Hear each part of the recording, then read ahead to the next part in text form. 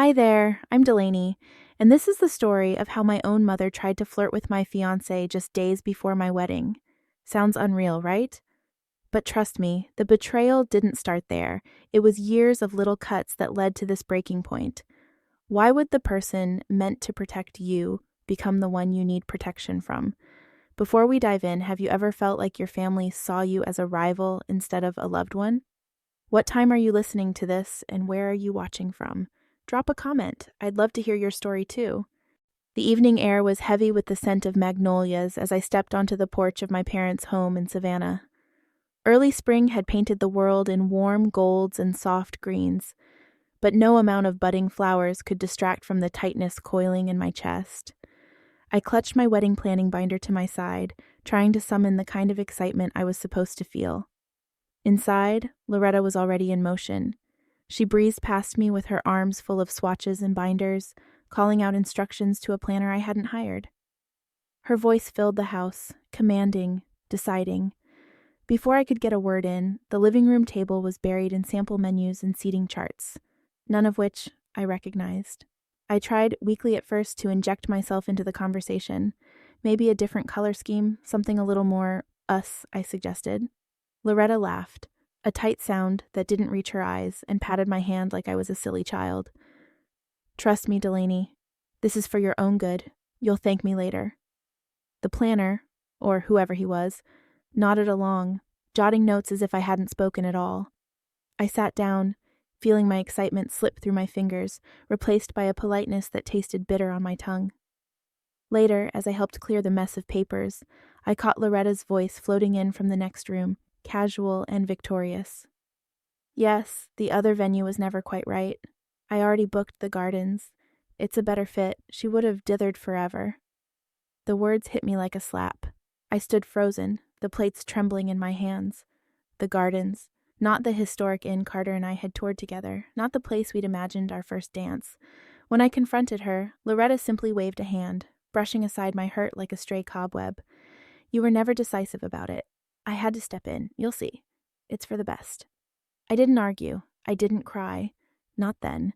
But something inside me buckled under the weight of it. This was no longer about centerpieces or flower arrangements. It was about something bigger. Something much older. I remembered the birthday parties where Loretta had swooped in, announcing new games or changing the cake design I'd picked out. The way my friends' attention would shift to her, leaving me stranded in the corner, clutching balloons I no longer wanted. The years had passed, but the dance was the same. Loretta, the maestro, me, the silenced audience. I drove home that night in silence, my vows tucked carefully in the passenger seat beside me. At home, I slipped them into a locked drawer, the only thing left untouched by her hands. I ran my fingers along the cool metal of the key, vowing to myself that no matter what else she took, these words, my promises to Carter, would remain mine. Little did I know this was just the beginning, and soon I wouldn't just be fighting for my wedding, I'd be fighting for my place in my own life. The sun dipped lower, casting a golden haze over the living room as I sat at the dining table, carefully addressing wedding invitations. Outside, children's laughter floated in from the park down the street, but inside the air was thick, weighted with something I couldn't name yet. Every movement I made felt slow, cautious, as if some part of me already knew what was coming. I paused, pen hovering over a card, when I heard her laughter first. Loretta standing just a little too close to Carter by the doorway, fussing with his tie like a mother with a reluctant child. She smoothed the non-existent wrinkles from his jacket, then brushed imaginary dust from his shoulder, her hand lingering a beat too long. Carter shifted, his polite smile growing tighter by the second, but he didn't step back. I watched, frozen, my stomach tightening with a confusion I hated myself for feeling. Maybe she's just excited, I told myself. Maybe I'm being sensitive. But when Loretta laughed again, throwing her head back just a little too theatrically at something Carter said, my heart sank. This wasn't about excitement. It wasn't about the wedding. It was about lines that had been drawn once and were now being casually erased. A few days later, the tension in my chest returned with a vengeance. Carter came home holding a slim velvet box, his expression unreadable. He handed it to me without a word. Inside was an expensive pen, the kind executives might pass down generations. Tucked beside it was a card. Loretta's swirling handwriting unmistakable. For the man who will always be part of this family, we are a team. I felt the room tilt around me. My fingers clutched the card tighter than necessary, crumpling its corner as a low hum of betrayal roared in my ears. Carter sat down across from me, guilt painting his face, though he had done nothing wrong. "She means well," he said softly, but his voice lacked conviction. Neither of us believed it anymore. That night, lying awake in our too-warm bedroom, I thought back to another betrayal. I was 16 when Loretta stole my diary from under my mattress and read it aloud at a family barbecue. The words that were supposed to be safe, sacred, became entertainment for an afternoon. I remembered how I had smiled through it, cheeks burning, pretending it didn't matter. But it had. It always had. And now, sitting across from Carter, that old humiliation bled into the present. I wasn't just planning a wedding. I was battling for the right to be seen, to be respected, to be safe. Dinner at my parents' house that Sunday was a silent battleground. Forks clinked against plates. Conversation danced carefully around the edges of real things. Across the table, Carter caught my eye and gave the slightest shake of his head, a silent reassurance. "I see it too." I clutched the pen tightly in my purse the whole night, feeling its sharp edges dig into my palm. It was a promise now, a pact I made with myself. I would not let her rewrite this story. Not this time. It wasn't just about the wedding anymore. It was about reclaiming what was left of myself before she stripped it all away. The late morning sun filtered through lace curtains, throwing soft patterns across the dining table where brunch was laid out. It was one of those perfectly quiet Sundays in Savannah, where even the air seemed to move slower. But inside Loretta's home, the stillness was deceptive. Smiles were too tight, laughter too forced, and every word felt dipped in honey and poison both. I stirred my coffee absent-mindedly, watching Loretta flutter around the room like a queen presiding over her court. I caught Carter's eye across the table. His jaw was tight, the muscle ticking near his ear. Loretta perched herself on the armrest of a chair, glass of mimosa in hand, and launched into a story about her youth. It started innocently enough, a tale about college days and dance halls. But then, without warning, she turned to our gathered family friends and said with a syrupy smile, "When I was your age, I had men falling at my feet. Poor Delaney tries so hard, bless her heart." The words hit harder than a slap. A polite chuckle rippled through the room, awkward and tight, and I felt my face flush hot. I laughed too, because that's what I had been trained to do, laugh it off, smile, pretend it didn't matter. But it did. Later, after the plates were cleared and coffee refilled, Loretta reappeared with a dusty, leather-bound photo album. She flipped it open with theatrical flair, displaying images of her younger self, glamorous, vibrant, radiant. "Ah, back when beauty wasn't so hard to come by in this family," she said with a wink, letting her gaze linger just a moment too long on me. Each page turned was another cut, another reminder that no matter how much I built for myself, in her eyes I would always be less.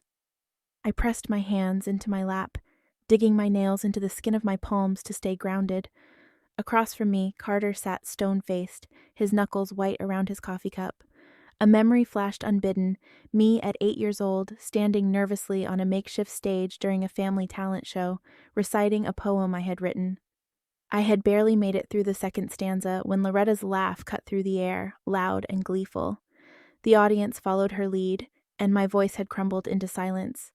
The pattern was as clear as the lines etched into her photo album.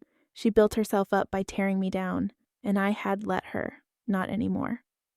As the afternoon wore on, I gathered my wedding planning folders from the corner of the living room. My hands trembled slightly, but I kept my chin high.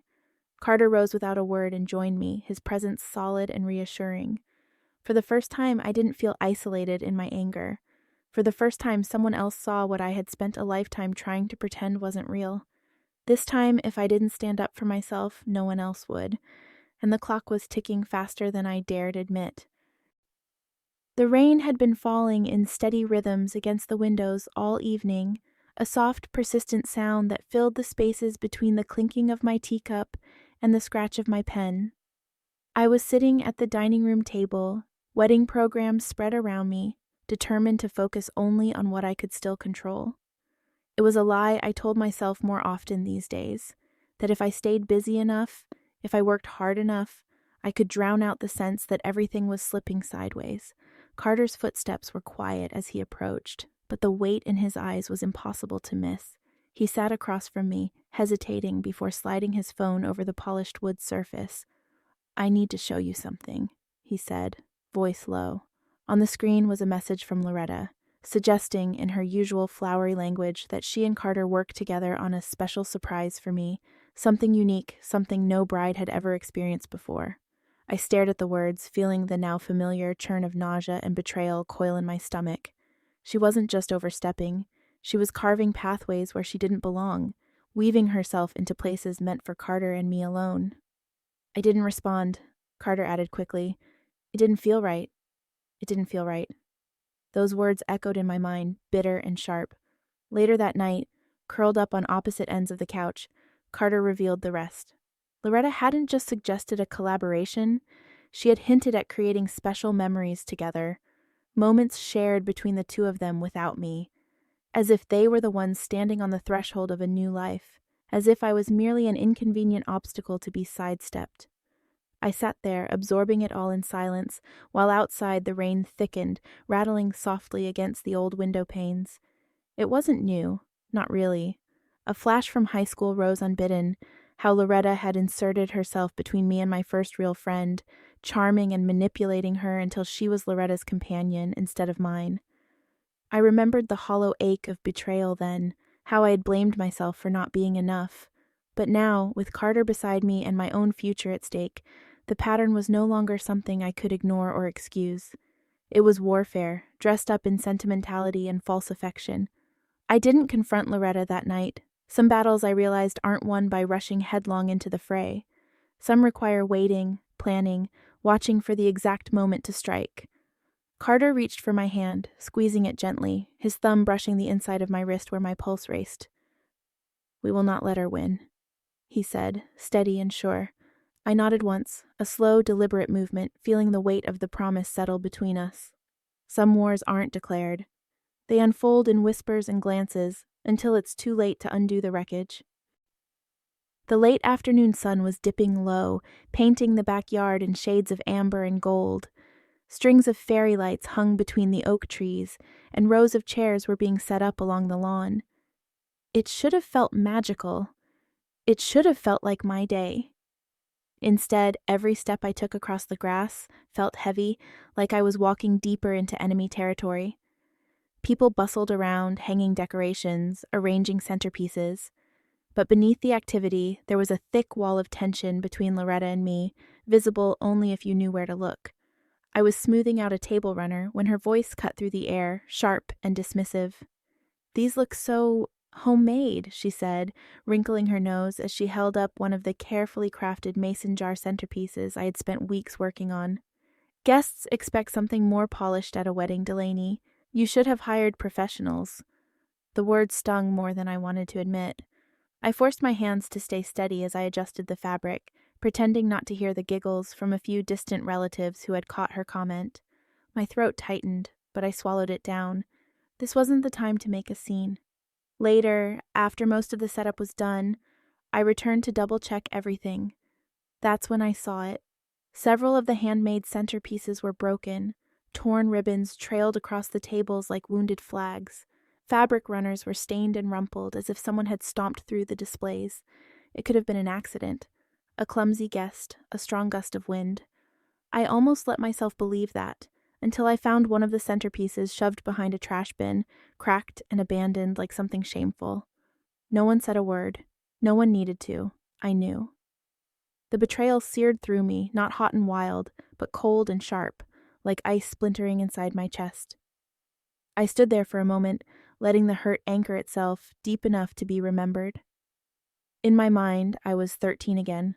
Holding a tray of homemade party favors, Loretta had loudly declared an embarrassment at my birthday party, right before she swept them off the table with a flourish and replaced them with store-bought ones. I remembered smiling that day too, pretending it didn't matter. Not this time. I gathered what remained of my decorations and walked purposefully toward Loretta, who was overseeing the placement of the catering tables like a general on a battlefield. I stopped just short of her, my heart thudding hard against my ribs. She turned, smiling that sweet, poisonous smile she reserved for when she thought she had already won. "Mother," I said, my voice calm, too calm, "if you sabotage one more thing, there will be consequences." Her smile froze, just slightly, a flicker of something sharp passing through her eyes. "This wedding is mine," I said, louder now, feeling the truth ring in my bones. "You will not ruin it." The words hung between us, solid and undeniable. For the first time, I didn't flinch under her gaze. She smiled that sweet, poisonous smile, and for the first time, I didn't flinch. I sharpened my voice instead. The city buzzed quietly under a low-hanging evening sky, the streets damp from a brief spring rain. The boutique hotel in downtown Savannah was bathed in soft golden light, and everything should have felt magical. Instead, there was a hollowness pressing against my chest, a strange kind of stillness that made my skin prickle. Final preparations were underway. Carter was checking the rehearsal dinner reservations. I was supposed to be reviewing final flower arrangements, but neither of us could shake the sense that something unseen was tightening around us, inch by inch. Carter returned to our room, his expression stiff, and dropped onto the edge of the bed. "I ran into your mom downstairs," he said after a long moment, voice measured. "She was friendly." I looked up sharply. "Friendly how?" He rubbed the back of his neck. "Too friendly, touchy. Asked me if I was nervous. Said it was natural to have second thoughts." My heart sank. Before I could speak, there was a soft knock at the door. A hotel staff member handed Carter a folded piece of paper without a word. When the door closed again, we both just stared at it. Carter unfolded it slowly. "If you change your mind, room 212. L." I sat down hard in the nearest chair, the breath leaving my body in a whoosh. Any lingering shred of doubt crumbled into dust. This wasn't about meddling or misunderstanding. This was a deliberate, premeditated betrayal. Carter swore under his breath and crumpled the note in his fist. I closed my eyes for a moment, letting the anger wash over me in cold, controlled waves. It wasn't the first time she had inserted herself where she didn't belong. I remembered the way she had befriended my first high school boyfriend, inviting him over for family dinners, making sure she was the center of every conversation until he stopped calling me altogether. I had been too young then, too desperate to believe the best of her, but I wasn't that girl anymore. Carter crouched in front of me, his hands on my knees. "We need a plan," he said simply. I nodded, the steel settling into my bones. "We can't let her twist this into something it's not. Not again." We sat there side by side, mapping out every detail, where we'd be, who we could trust, how to keep the ceremony sacred no matter what storms Loretta tried to unleash. No more hoping she would see reason, no more bargaining with ghosts. She thought she was setting a trap for Carter. She had no idea she had just triggered a war she couldn't win. The historic inn buzzed with muted conversations and the clinking of glasses, but under it all was a hum of tension that set my teeth on edge. Candlelight danced across polished wood and floral centerpieces, but nothing could mask the weight in the air. Every glance was too careful, every laugh too sharp around the edges. I watched Carter across the room, standing near the fireplace, his smile tight as Loretta leaned too close, her hand brushing his sleeve like a whisper no one else was meant to notice. I knew that look, I knew that proximity, and I knew that something was about to break. Moments later, Carter excused himself, disappearing down the hallway toward the restrooms. I turned away, pretending to be engrossed in a conversation with a distant cousin, but my gut twisted painfully. I found them by accident. I had stepped into the hallway to catch a breath of cooler air when I heard her voice, low and syrupy. "You know," Loretta murmured, one manicured finger tracing the line of Carter's jacket lapel, "Delaney doesn't really see you. Not the way you deserve to be seen. You deserve someone who understands your worth." Carter stiffened, clearly uncomfortable, but before he could move, Loretta leaned in, closing the space between them. I saw the exact moment it happened. Loretta's face tilting up, her lips brushing the air between them. Carter stepping back abruptly, his hand coming up like a shield between them, his voice hard and clear. "No," he said, firm enough to cut through the suffocating tension. "This ends now." Loretta flinched, her smile faltering for the first time in my memory. And then Douglas's voice, rougher and louder than I had ever heard it. "I saw everything," he barked, striding into the corridor with a force that made Loretta recoil. "Enough, Loretta. Enough of this manipulative garbage." The hallway stilled, time hanging suspended as if the house itself had taken a deep, stunned breath. For a heartbeat, no one moved. Douglas turned to Carter, his face taut with something between shame and rage. "You have my blessing, son," he said hoarsely. "You marry her, you protect her, you don't ever let her feel less than again." Carter nodded once, and for the first time in months, I felt a piece of myself click back into place. Loretta tried to recover, smoothing her hair and laughing lightly, but the spell had broken. I wasn't the only one who saw her now. Later, alone in our hotel room, Carter sat across from me, his head bowed. "I should have told you earlier," he said. "I should have spoken up when the smaller things happened." I reached for his hand, covering it with mine. "You're here now," I whispered. "That's what matters." We agreed in that dim, quiet room. Loretta would not be part of our ceremony. She would not stand beside us, smiling falsely into photos that would frame our lives. She would not follow us into the future we were building together. Tomorrow was supposed to be the happiest day of my life. Instead, it would be the first day I finally chose myself over her. The early morning light struggled through the gauzy curtains of Loretta's house, painting everything in a pale, uneasy glow. No one spoke. No one dared to. The silence was thick, almost sacred, broken only by the occasional creak of the old hardwood floor or the distant hum of a passing car. I sat at the kitchen table, cradling a mug of lukewarm coffee in my hands. Across the room, Carter paced slowly near the window, his movements careful, measured. Douglas sat stiffly in the corner, his hands clenching and unclenching over the arms of his chair. It wasn't anger filling the room, it was exhaustion, a bone-deep weariness that seeped into every breath we took. Douglas cleared his throat, the sound startling in the stillness. Slowly he crossed the room and sat across from me. His face was drawn, older somehow, like the last 24 hours had aged him a decade. "I need to tell you something," he said, voice rough with unspoken years. I set the mug down, bracing myself. He looked down at his hands. "I stayed quiet for too long, about everything. About her. I thought, if I just kept the peace, maybe it wouldn't get worse." His voice cracked slightly, and for the first time I saw not just my father, but a man who had been trapped too in his own way. "I'm sorry, Delaney," he said, meeting my gaze with eyes heavy with regret. "I should have stood up for you. A long time ago." The words wrapped around a part of me I hadn't realized was still bleeding. It wasn't absolution, but it was something. A piece of healing I hadn't known I needed. The brunch later that morning was a strained affair. Small talk stumbled over itself, laughter rang hollow. Mason, bless him, found his moment during the toasts.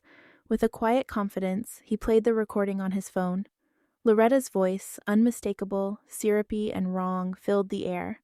Her flirtations with Carter, her manipulations. It was all there, undeniable. Silence fell like a guillotine. Faces turned, chairs scraped back. Loretta's expression froze, the mask slipping for the first time in front of everyone. There was no shouting, no dramatic confrontation, just a slow, collective withdrawal from her orbit. One by one, people found reasons to leave the room, leaving her standing alone, clutching her glass like a lifeline. I didn't feel triumph. I didn't even feel anger. I felt free. Later, sitting in the quiet with Carter and Douglas, we made the decision without much discussion. Loretta would not attend the wedding. There was sadness, sure, the kind that pressed against your ribs and made your breath hitch when you least expected it. But there was also a profound lightness. A space opening up where the weight of her expectations had once been. For the first time, the silence wasn't heavy. It was spacious. It was mine. The sun was bright and merciless that afternoon, casting long, sharp shadows across the small garden where our wedding reception had finally begun. The air buzzed with a brittle kind of energy, laughter too loud in places, conversations stuttering at the wrong moments. It didn't take long for the whispers to reach me. I caught them first in the way people looked at Carter. Sideways glances, quick flickers of judgment, then in the tight smiles offered to me, the sudden hush when we passed by, Loretta's final strike. Rumors about Carter's inappropriate behavior, fabricated and venomous, had slithered through the family, staining what should have been a day of simple joy. I stood at the edge of the garden, watching Carter laugh quietly with Mason and a few other friends who, thankfully, hadn't bought into the poison. His smile was genuine, but there was a stiffness to it, a tightness around his eyes he couldn't quite hide. The anger that rose in me was immediate and scorching, but as quickly as it flared, it drained away, leaving something heavier, sadder behind. She would never change. She would twist and lash and tear at anything I loved, because that was how she knew to survive. Because admitting she was wrong, even once, would shatter the fragile world she had built around herself. I turned away from the garden and found a quiet spot beneath the heavy arms of an old oak. I thought about all the years I'd spent trying to earn her approval, clinging to the hope that if I just loved harder, behaved better, made fewer mistakes, she would finally see me, finally love me without condition. But some wells are dry from the start. Some promises are broken before they are even spoken aloud, and somehow, standing there, with the warm sun on my skin and the weight of her absence pressing against my chest, I felt calm. Later that day, under a canopy of white lights and blue sky, Carter and I exchanged our vows. Simple words, spoken with steady voices, words that meant more because of everything we had fought to protect them from. Loretta was not there. Her chair sat empty and unnoticed like a chapter we had turned without fanfare, and when Carter slipped the ring onto my finger, I didn't feel loss. I felt freedom. We promised each other that day to build something different, something real. A family built not on obligation or fear, but on choice. On love that didn't need to be earned, only shared. Not every wound scars the skin. Some settle deeper, in places only love and time can reach. And maybe, just maybe, I was finally ready to heal. Life teaches us that sometimes the people we expect to protect us are the very ones we must protect ourselves from. Walking away from a toxic bond doesn't mean you failed.